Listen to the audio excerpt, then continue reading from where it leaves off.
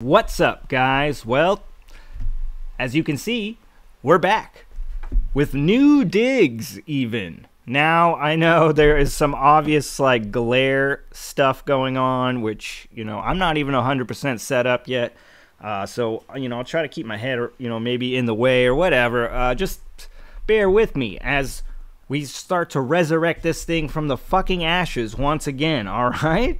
Alright. Well, today, guys, I hope you're excited, because I am. And why should you be excited? Well, it's because today we're talking about cha-ching, Elric. Now, more specifically, we're going to be talking about Elric, the Fortress of the Pearl. Now, this is book number 2 here in the Elric series. Now, it does get a little tricky when we talk about Elric books, because Michael Moorcock did not write them in chronological order, so it gets a little tricky. But I'm reading them in chronological order, so it gives you a strange feel. Especially now, I could say that after reading 2 books, because the feel from Elric Melniboné, book 1, to here, the Fortress of Pearl, is like night and day. I'm not saying it's like a whole other dude wrote them, but it's kind of like a whole other dude wrote them. And this thing is fucking amazing. It is badass. We'll get into all that, but I also just really quickly want to say that, throughout the years, Elric has been kind of deemed and kind of been awarded the crown, or the throne for the grimdark, the proper grimdark heir. Man, after reading this, I have to say, especially because it was published, I believe, in 63. Fuck me, man. In 63, Elric was doing this dastardly shit, man. I have to say, I don't have the power to crown anybody, guys. But if I did, I'm telling you right now, Elric of Melniboné is deserving of all those gritty accolades that people have thrown his way.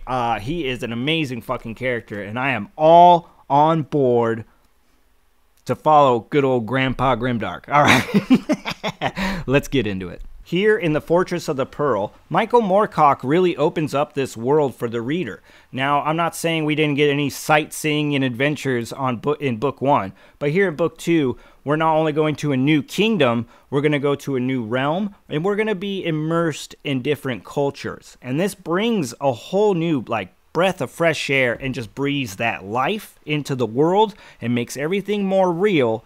And I feel like it was very needed, at least for a guy like me. Now, when we start off, Elric is journeying. He's traveling this world because he's trying to figure out ways to become a better ruler. He wants to return to Melniboné a better emperor, one that can bring, basically usher in a new way of life for his people, where they can be free and they can truly be themselves, no judgment, while justice still prevails. These are kind of crazy ideals for somebody like Elric, you know what I mean? Somebody who is aligned with the patron Duke of Hell, Elric, the Lord of Chaos. As well as the thing is, everybody back in his kingdom, in Melniboné, they all think him crazy because he's literally just left his fucking kingdom. He's left the woman he loves, and he's left the throne, the person in charge of the throne is his cousin, Yurkun, who they don't have a good relationship. So it seems almost asinine that Elric is on this kind of mission, but I love it. And here we are. We're set up with Elric, and he's journeying to Quarzasart. Now, yes, I'm probably going to get some of these names wrong, and it's part of the things that is tricky about these books, but the esoteric names kind of help you immerse yourself into these different cultures. So when Elric shows up at Quarzasart, we find out as the reader that this place was once a beautiful kingdom, but it has been reduced down to nothing but one capital, and everything else is just covered in sand. And we find out this is mostly because of Quarzasart's own fault. They were essentially threatened, felt threatened by the Melnibonéans way back in the day. So through sorcery and other stuff, it just didn't really go. It backfired, essentially, and now their kingdom is nothing but sand in a capital. And there are certain people that are still there saying that because of this, because there's only a capital left, that's even more reason that they need to, you know, inhabit it and keep it going. So when Elric stumbles upon I shouldn't say stumbles, when he shows up at Khorzasat, he finds himself in the company of one of the Khorzasati lords, Lord Go. And now Lord Go is a piece of shit, and we find that out real quick. But he does have a proposition for Elric, one that Elric obviously does not want to accept. But we find out pretty quick that Lord Go is a slippery snake, and he has many a trick up his sleeve. So, needless to say, he's going to get Elric to do his dirty work. And this really does set up this story, and we will find ourselves going on all kinds of good old Elric adventures. Ones that will take us deeper into the desert, into the dream realm, and then back into a very harsh reality. So one of the first things I want to talk about is going to be the world building, because I've already been talking about it, and I just want to kind of ram it home, reiterate everything I've already been fucking saying, because I'm an idiot. All right? Anyway, so the thing is, guys, it really is good. One of my criticisms about Michael Moorcock's writing, and maybe all of his books that I've read, is that, you know, he's a guy that throws a lot of imagination and events into his stories, but they're kind of short, you know, so so it's a lot going on in a little bit of time, and what usually ends up getting sacrificed is the depth. Maybe depth all around, but definitely in the world building, and I can't say that here, because even though this is a fast-paced story, Michael Moorcock chose to give a lot of it to the world building, to the places that we go, and kind of diving into the cultures and the different people. So we are getting hit with these different characters, and they're not just there to be like a confrontation. They're there to kind of guide us a little bit further, a little bit deeper into this world of Elric's. So not only is Elric getting hit with this stuff, and it's cool to see our Melnibonéan being hit with different cultures. We, as the reader, are being hit with these different cultures, and it just makes it so much more a real thing and not just a fantasy story. And sometimes that's what we're searching for, is that for fantasy to grab us and just whisk us away to somewhere else. And I have to say, book 2 definitely whisked me away. Not only with Khorzasat being this, you know, kind of fucked up desert wasteland of a kingdom, but also going to the dream realm, where one would assume it was just going to be non-stop psychedelic shit. But, you know, and I'm not saying there isn't some of that in there, but it's very poetic. In fact, I think there's even a part in here where it says some of the, like, the dream realm was shaped by poets, or by poetry. And I really dig the way that Michael Moorcock tries to explain to the reader how this place, like the Dream Realm, like really came to be, and how people like the Dream Thieves are able to navigate it in such a way that they can. You know, it's all, like I said, it really just keeps building into this thing that's like, oh, there's a lot of layers here to this world. And I can't wait to see some more. The next couple things I want to talk about are things that you're probably just expecting to get out of a Michael Moorcock book, or especially an Elric story. For one being, you're probably expecting to get that protagonist that is maybe a bit in the gray area, as well as you're probably expecting some action and a darker tone. And I have to say, he brings that to fucking perfection in this book. I think your gray area protagonist maybe even might slide a little further down from gray sometimes into the dark, and it is great because he doesn't stay there. I don't think that Elric stays in any one spot. He does kind of shift around, and whether that's due to his own like nature or this pact that he has with the Duke of Hell, the Lord of Chaos, fucking Ariok, it makes Elric a very complex character, because he does seek out like virtuous things. Like, he's altruistic at times, almost like, but then at the same time he could be as vicious as a fucking mass murderer, okay? So it is insane, and I do think that Moorcock does a great job at bringing us this kind of conflicted hero, you know, if you could call him that. He's Elric of Melniboné, man. He is the last Melnibonéan emperor, And the Melnibonean people themselves are considered probably, you know, a meaner or more darker, brutal race to others. And then Elric is definitely a different, you know, he's one in a million, even amongst his own people. So yes, if you're expecting that kind of, you know, if you're looking for that in your main character, you're going to find it here in the Fortress of the Pearl, where I have to admit, it didn't feel like Elric showed up in Elric of Melniboné. And some people might get mad at me for saying that, but it's the truth. Where I feel like here, this is where I'm like, oh, fuck, okay, yep, Elric's the man. He's the man. And not only that, like, especially the ending in this book, really made it to where I was like, his actions and some of the stuff that he does, while it is pretty fucking dark, there's also some reasoning to it.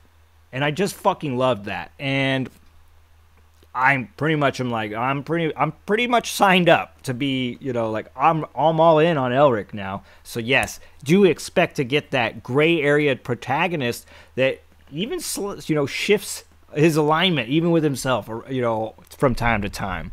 The action is by all means there, and it's, you know, guys, for being an older book, like I think this thing it came out in '63. It's got some great fucking action. Some great action that's also imaginative as all hell sometimes, and it can really just sweep you away in it. And with that action, we do get some violence. You have to understand, like I said, Elric is somebody who's aligned himself with Arioch, and now he is the one that is wielding Stormbringer, the black rune sword. And this sword is fucked up in itself. This sword steals souls. So when Elric kills somebody, he doesn't just kill them, he steals their soul. And there is a great, like, portrayal of this in the book where he's slashing through somebody and the sword is literally killing them and drinking their soul at the same time. And it is dark and dastardly on all fucking levels. I love it. Yes, and there's plenty more. Like I said, in the beginning and in the end of this book, there are some things that really pop off and just surprise me on a level that I'm like, dude, there are some things in here that even to today's standards, there are people that don't go there today. And Mr. Moorcock brought our boy Elric there back in the 60s. Whew. It's not only dark and dastardly, it's also impressive because it's so far ahead of its time. And so if you're somebody like me who really does dig, like, you know, just like the history of fantasy, and especially dark fantasy, then I couldn't recommend picking up these books just because of this fact, man. You're not getting this level of grit, grime, and just all-out fucking viciousness, especially from your main character, in books this fucking old. Maybe Conan is probably the closest thing, but I don't even think Conan can touch Elric after reading this one. Now, as far as my 2 cents for the slow and the struggling, yes, absolutely. I think the Fortress of the Pearl could be for you. I think that, honestly, the Elric series is really shaping up into something that I will probably end up recommending hand over fist to the slow and the struggling. One thing is, guys, that the page count on these books is fairly low. Most of them ring in, at least, I don't, you know, where the ones that I'm buying, the versions I'm buying, they're all coming in around like 200 pages, you know. So this is something, regardless of where you're at, you can pick it up and finish it, okay? It's not a door stopper, it's just a story, all right? But the thing is, there are going to be some challenges in there, but that's good. That makes me want to recommend them to you even more, because Mr. Moorcock definitely has a prose that's a little bit heavier. It's not bare bones, guys. He will deliver you some sentences that are long. Like sometimes they're short. He will mix it up there, but like I said, it's not just going to be like the bare minimum, kind of like, it's not like streamlined just to get you through it. He has structured the story quick, but his writing is not something necessarily that's like devoured lightning fast. It doesn't take forever either. It's not dense. Like I said, there is some challenge, but it's not overly challenging. In fact, I like to, at this point, I'm kind of finding Michael Moorcock's writing to be right in that sweet spot of, you know, some challenge, but also some smooth sailing. So by all means, I think these books could be for you. Well, as always, guys, thanks for spending some time down here at the channel. And to Michael Moorcock, that's the infinite thumbs up. Once again, the multiverse of thumbs coming at you, sir. You're one of the coolest motherfuckers on this planet, and you really blew me away with this one. I thank you so much, because this is the Elric experience I was really looking for, and now I got it. And you got me, sir. You got another one. To the rest of you guys still hanging out, man, I know that the backdrop is now more beautiful, but what the hell are you still doing here with your lives, man? I know you could get out there and be more productive with yourselves instead of sitting in your little dastardly dungeons looking at this creepo. What are you doing with your lives? Shit. But anyway, guys, on a realer note, I am enjoying the move. I am enjoying, like, where we're at. It literally looks like something out of fucking Middle Earth outside. Like, it looks like Linden here. I'm in Tazlina, like, right before Copper Center. And it's fucking phenomenal. It is breathtaking. But it has also proposed a lot of challenges. I am out in the middle of nowhere, so I don't have cell service. And I currently don't have fucking internet. Gonna have to get this. I'm gonna have to leave to go get this thing uploaded for y'all. But yeah, I mean, I'm really digging it, but there is a lot going on. So for those that are trying to get a hold of me or whatever, just give me some time. I'm still working it out. And eventually I'll get connected where I can start talking to you guys. As of right now, just keep leaving the comments, keep emailing me, whatever, do whatever you need to do. And I will try my hardest when I finally do get plugged in to get back to all of you. Okay. All right. Peace. I went the wrong way again. Peace.